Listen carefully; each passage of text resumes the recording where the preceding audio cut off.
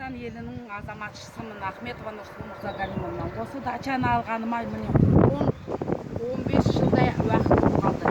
Ол алған жылдан бастап снос деп айтқан. Біз бұл жерде үй салдық, тұрдық, өстік, өндік, балаларым осы жерде туып өсті.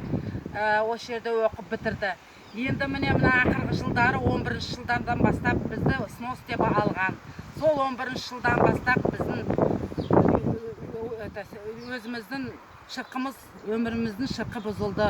Снос деп жүргенде шалымда өліп қалды. 2013 жылы. Содан бері міне көрген күнім иттің өмірі. Міне мына дачаны осы аламыз дегеніне міне бізді осы дачамда үйім бар, баням бар, жақсы өмір сүріп отырып едік. Ақырында жолымызды да жапты, ойбай снос деп, светімізді да құртты, су да жоқ, содан шалымда қайтты, өзім жалғыз 2 қызбен қалдым. Содан кейін мына жерде өмір сүру қиын болып кетті. Ыңғай строительдар, ыңғай бичтар, ыңғай жаман адамдар осы дачаға жинала бастағасын біз алдық та балалармен, балаларға оқуға қиын болды жүру, не автобус болмады. Содан қаланың ортасына көшкенбіз. Оның өзінде бір комната үй жалдап тұрдық. Сол жалдап тұрғаннан міне 3-ші жыл болды. Одан азбука жиле алды, одан тағы бірдемелер алды. Одан уведомление беріп еді, міне орда инженері қол, міне 1 жылдан асты итімізді құртты, бәрі итімізді шығарды. Не материальный, не моральный ущерб бермейді. Біз осы Қазақстан азаматымын ғой, мен осы жерде туып өскен жерім, бірақ өмірдің мына несіне қарай, ығымына қарай, міне осы дачамды бычыт қылып бұзып кетіпті. Қандай үйім тұрған, міне қазір карточкеге салам, қандай үйім болды, баням болды, қандай. Енді мына тұратын адам болмағасын, осы дачамның бәрін бұзып, міне үйіме дейін бұзып алып кеткен, мына маншама дейін бұзып әкеткен, мына жерде суым бар еді, оны қатырып, мына қалқыма сұмдық болды ғой Қазақстанда тұрып. Мына жердің бәріне бейгей салып тастады. Уведомление берді, снос, анау несін жасады, оценкасын. Оған 7 миллион ақша берді. Ол 7 миллионның өзі жоқ. 7 миллионға мен не алам, не салам? Мынан қараңдаршы, міне үйім жоқ. Қазір 60 мың, қолақпандай 60 мың бір үйін құшпа қазақты асырап отырмыз, квартирамыз төлеп 1 комната. Мына енді мына қалай еді, қалай айтушы еді, справедливость деген болу керек қой бұл өмірде. Баспанам болып тұр, осы мен аспаннан түскен жоқ, осы жердің қазағымын, осы жердің тұрғынды адамымын. 2 балам ол қаңғырып жүр. Міне қазір міне уже күйеуім да қайтты, міне қазір мынау қазір күйеу балам да болды. Енді күйеу балам айтады, жерге бей салайық дейді, мама не істейміз дейді. Жеріміз ғой 10 сотка. Мен ана акиматқа барайын, бұл жерде ИЖС қылайық. Бірдеме қылып. Өйткені менде өз басымда ИЖС жоқ, болған емес мына Қазақстан бойынша. Осы жердің адам болып тұрып. Енді очередке жерге тұрып қойған, оны жабылды деді. Жерге очередь пока жоқ деді. Пока не действует деді. Енді мына осы дачамды бірдеме беріңдер. Ақша қылып беріңдер, мен үй алайын. Уже 4 жыл болып кімнен өңгөріп алатынымды білмеймін, моральный, материальный ущерб. 60 мыңнан байларды кормиттап отырмын. Өзі масқара болды. Күлкі болдым өзі осы жерде тұрып. Үйім жоқ, күй жоқ дегенге. Міне қандай алтындай жерім бар, сол осы жерді хотя бы маған ИЖС қылып беріңдерші, мен осы жерге үй салайын.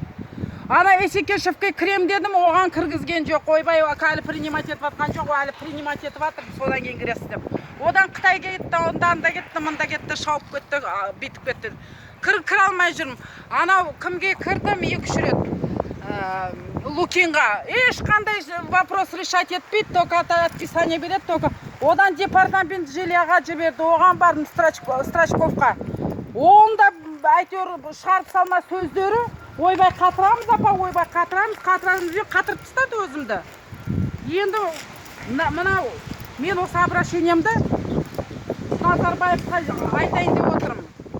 Нұрсұлтан Абишевич, мені құлағыңызға салып, мына көргесеңіз, мына ютубтан. Міне үйімнің түрі, жерімнің түрі, міне бәрін бұзып әкеткен.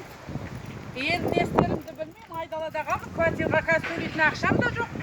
Білмеймін, мынау өңгөріп беріңіздер, материальный моральный ущербті. Сотқа берейін десем, адвокаттар 200-300 мың ақша сұрайды, оны қайдан тауып беремін.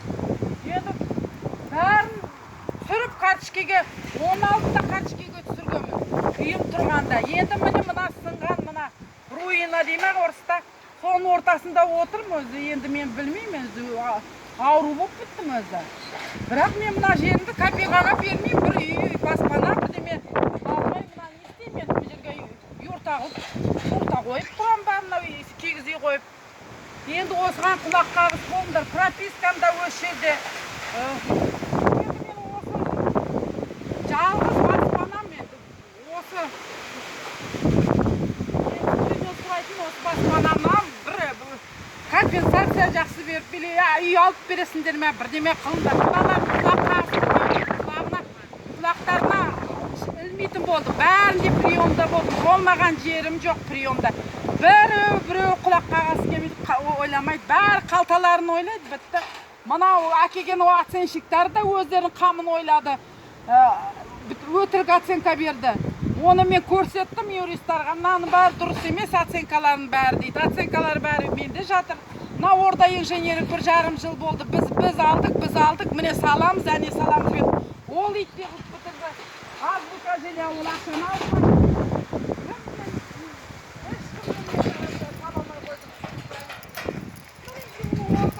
Жүрмін мына жерде. Есі ауысқан адамдар сияқты. Енді білмеймін, маған ижес қылып бердіңдер, енді хоть үй салайын.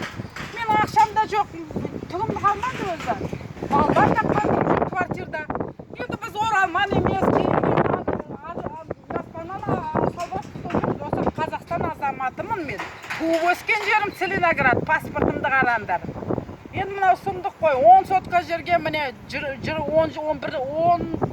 ма бұрын о жұртқа тұрғам, ол жатыр. Кім іштеме бермейді. Білмеймін енді не қылып қалай қыласыңды, қалай болады.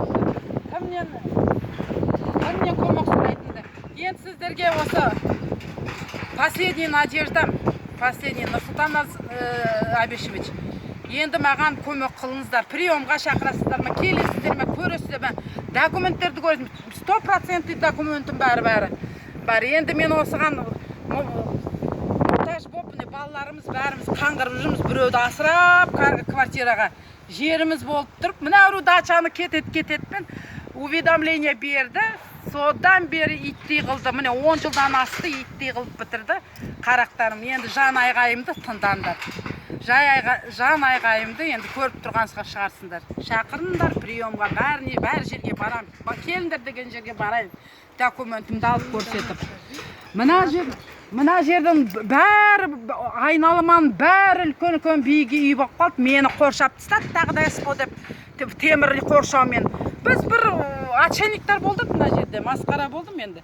Бір надежда болып еді, бүгін биыл кетем бауа. Тағы да мені қоршап тастады. Жөнзу Нұрсұлтан Абишевич, бір жөнзу ақша бергіз мына үйге, жерге. Или бір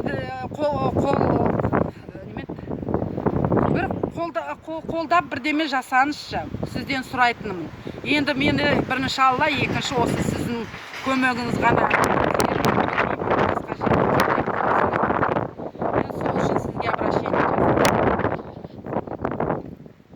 Автобустардың бәрі міне тоқтайды, трассалар, жолдар салып тастаған, биік үй салып тастаған, машиналар айдап жатыр, жүріп жатыр.